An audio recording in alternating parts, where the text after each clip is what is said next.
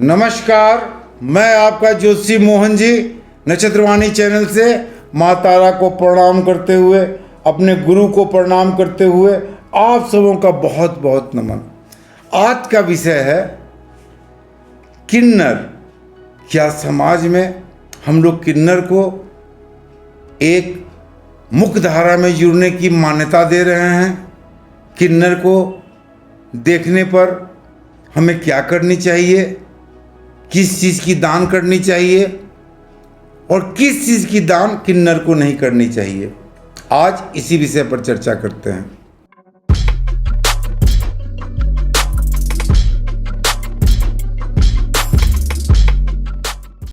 समाज की मुख्य धारा से जुड़ने के लिए संघर्ष करने वाले समुदाय को कई मौके पर हम गले लगा लेते हैं। कई मौके पर जब बच्चे का जन्म होता है तो हम गले लगा लेते हैं और कई मौके पर हम उसे दुत्कार देते हैं। वह समुदाय है किन्नर। जैसा कि सबों को मालूम है कि मृत्यु लोक में पुरुष और महिलाएं की तरह किन्नर की भी उत्पत्ति ईश्वर ने की है। जानकर आपको आश्चर्य होगा कि किन्नर समुदाय से जुड़े लोगों को एक बहुत बड़ी दैविक शक्ति मिलती है और दैविक शक्ति मिली हुई है। उसके साथ आपका व्यवहार शायद आपके भाग्य को पूर्ण रूप से परिवर्तित कर दे और आपका भाग्य चरम सीमा पर पहुंच जाए। किन्नर समाज की उत्पत्ति का श्रेय भगवान शिव को जाता है। इनकी दुआ और इनके आशीर्वाद में ऐसी शक्ति होती है कि आपके जीवन में खुशियों से झोली भर दे, आपके जीवन में खुशी ही खुशी आए। ऐसी दैविक शक्ति किन्नरों में होती है। हाल के दिनों में किन्नर को काफ़ी लूट मार की स्थिति में भी देखा गया है। किन्नर जबरदस्ती लोगों से पैसा वसूलते हैं, लेकिन किन्नर समाज में बहुत सारे ऐसे दैविक शक्ति प्राप्त किन्नर हैं जिनके आशीर्वाद से आप माला माल हो जाएंगे।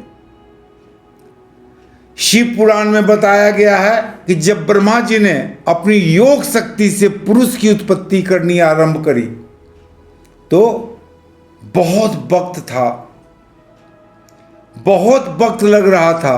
ब्रह्मा जी की प्रार्थना पर भगवान शिव ने अपनी काया का आधा भाग नारी सृजन के रूप में ब्रह्मा जी के सामने प्रस्तुत हुए। स्त्री रूप के सृजन के साथ किन्नर की परिकल्पना की गई। जब से मृत्यु लोक का अस्तित्व आया तभी से किन्नर भी आए। मान्यता यह है कि किन्नर का जन्म ब्रह्मा जी की छाया से हुई है, इसीलिए किन्नर का अपमान करना ब्रह्मा जी का अपमान माना जाता है और किन्नर का श्राप देना आपके लिए बहुत ही संकट में आपको ला सकता है। हमारे ज्योतिष विज्ञान में बुध को नपुंसक ग्रह माना गया है। हालांकि शनि को भी लोग नपुंसक ग्रह मानते हैं, लेकिन बुध राजकुमार हैं और उसे नपुंसक ग्रह माना गया है। किन्नर का संबंध बुध से बहुत ही ज़्यादा है।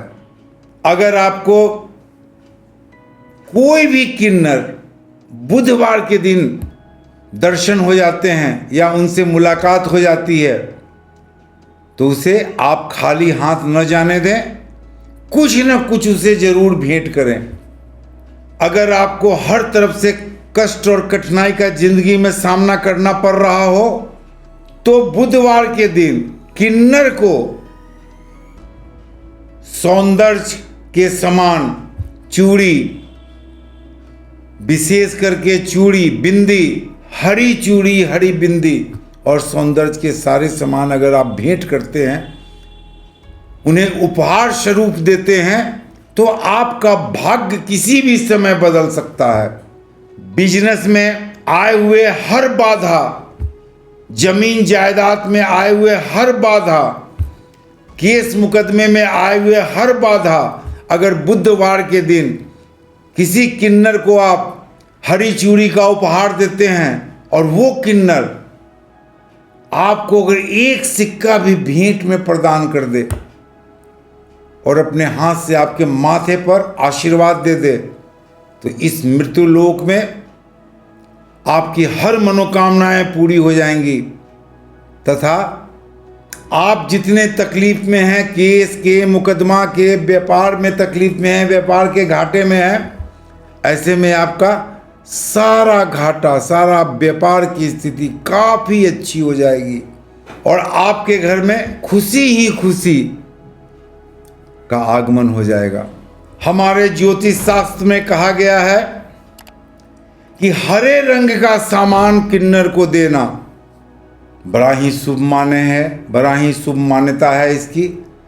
अगर बुधवार के दिन किन्नर को मेहंदी का भेंट आप करते हैं तो आप जान जाइए कि आपके घर में खुशहाली ही खुशहाली आ जाएगी। अगर आपके घर में पैसे की हमेशा तंगी रहती है तो अपनी कमाई से, अगर आप नौकरी करते हैं तो उस नौकरी के वेतन से, या व्यापार करते हैं तो अपनी व्यापार की कमाई से हर महीने बुधवार को, किसी न किसी बुधवार को किन्नर को कुछ न कुछ मुद्रा का दान करें। अगर आप मुद्रा का दान करते हैं किन्नर को, ऐसी स्थिति में आपकी भाग्य की बढ़ोतरी होगी, आपके जमा पूंजी में बढ़ोतरी होगी, धन धान से आप परिपूर्ण रहेंगे। हमारे हिंदू शास्त्र में ये मान्यता है और प्रायः हर घर में देखा जाता है कि शादी विवाह या बच्चे के उत्पन्न होने के बाद किन्नर समाज आपके घर में आके गाना बजाना, नाचना और डांस करना एक आम परंपरा है। किन्नर आते हैं और आपके घर में शादी विवाह का उत्सव मनाते हैं। आजकल जो परिचालन है, आजकल जो समाज में किन्नरों का एक स्थिति बनी हुई है कि अपने मन मुताबिक वो पैसे की डिमांड हजारों हजार में करते हैं, जिससे आम आदमी काफ़ी दुखी हो जाता है। मगर आप एक उचित मूल्य, एक उचित दान, आप एक मुद्रा, जो भी आपको आपके सामर्थ्य में है, उसे विवाह के अवसर पर, बच्चे पैदा होने के अवसर पर जरूर दान करें और भोजन, खास करके मिठाई खिलाकर उनकी विदाई करें।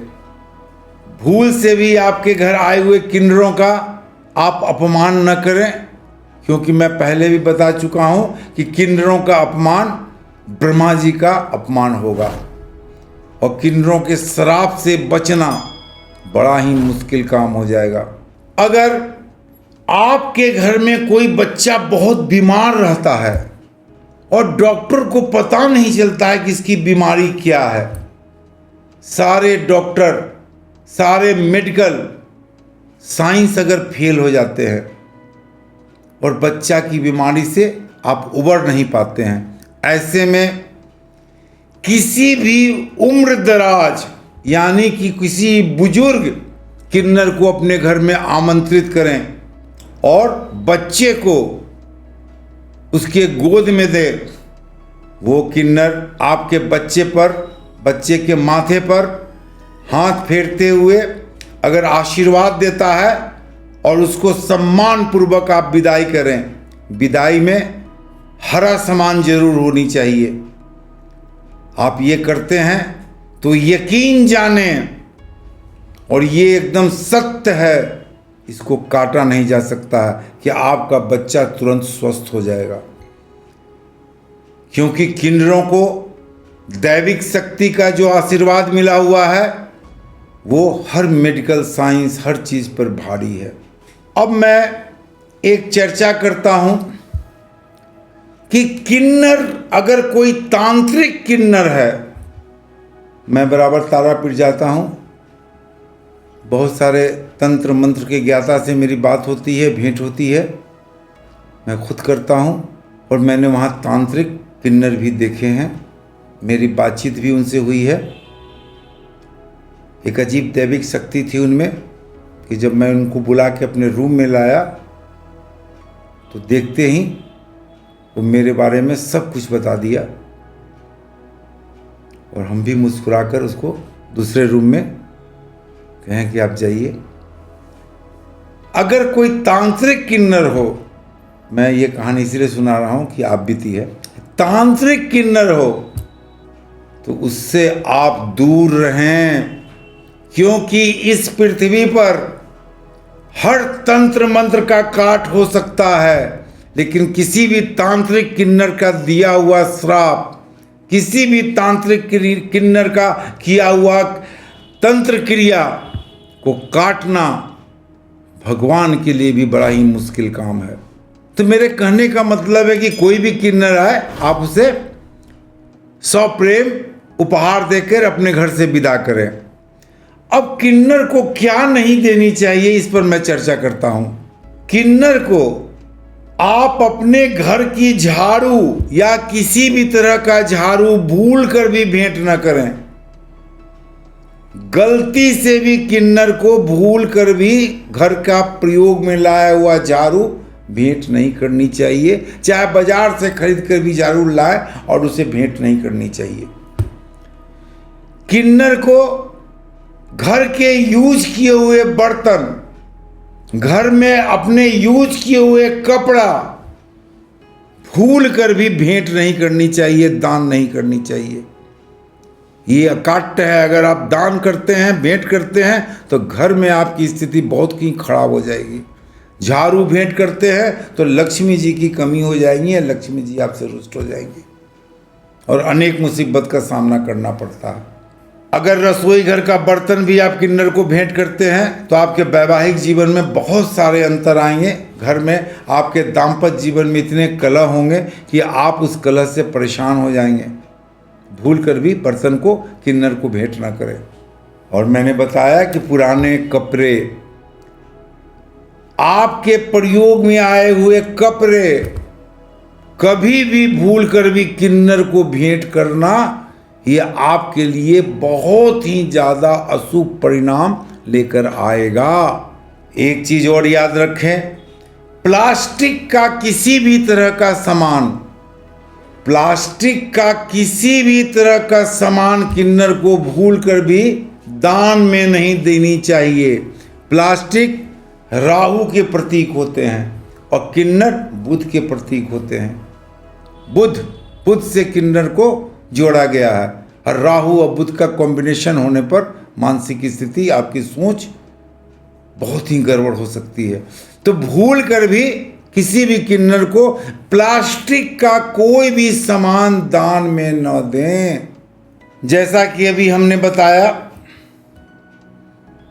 कि पुरुष किन्नर भी होती हैं और महिला भी किन्नर होती हैं, यानी पुरुष में भी किन्नर पाए जाते हैं और महिला में भी किन्नर पाए जाते हैं। मैंने किन्नर तांत्रिक से आपको बच के रहने को कहा, लेकिन सबसे ज्यादा अगर किसी तांत्रिक से आपको बचना है तो महिला किन्नर तांत्रिक से आप बचें। किसी भी महिला किन्नर तांत्रिक से भूल कर भी आपको दुश्मनी नहीं लेनी है। महिला किन्नर तांत्रिक से अगर आप दुश्मनी मोल ले लेते हैं या अगर आपके घर आए और आप उसको भगा देते हैं और चाहे वो आपसे रुष्ट हो गए, ऐसे में आपको बचाने वाला कोई नहीं होगा। सबसे ताकतवर तांत्रिक में महिला किन्नर तांत्रिक ही मानी जाती हैं। सबसे बड़ा तंत्र विद्या में महिला किन्नर तांत्रिक मानी जाती हैं, जिसका कोई काट नहीं है। अगर महिला तांत्रिक हैं, वो किन्नर भी नहीं हैं, तो दूसरे नंबर पर वो महिला तांत्रिक मानी जाती हैं सबसे ताकतवर। लेकिन महिला तांत्रिक दूसरे ताकतवर हैं। किन्नर में महिला तांत्रिक अगर है तो आप भूल से भी उनका अपमान न करें और सहृदय उन्हें सम्मानित कर, दान कर भोजन कराकर अपने घर से विदा करें। तो ये छोटी सी वीडियो मैंने किन्नर पर दी, क्या दान करनी चाहिए, क्या दान नहीं करनी चाहिए। आगे भी मैं इसी तरह का कुछ रोचक विषय आपके सामने लाता रहूँगा। आज इतना ही। आप मेरे चैनल नक्षत्रवाणी को लाइक करें, शेयर करें, सब्सक्राइब करें। नमस्कार।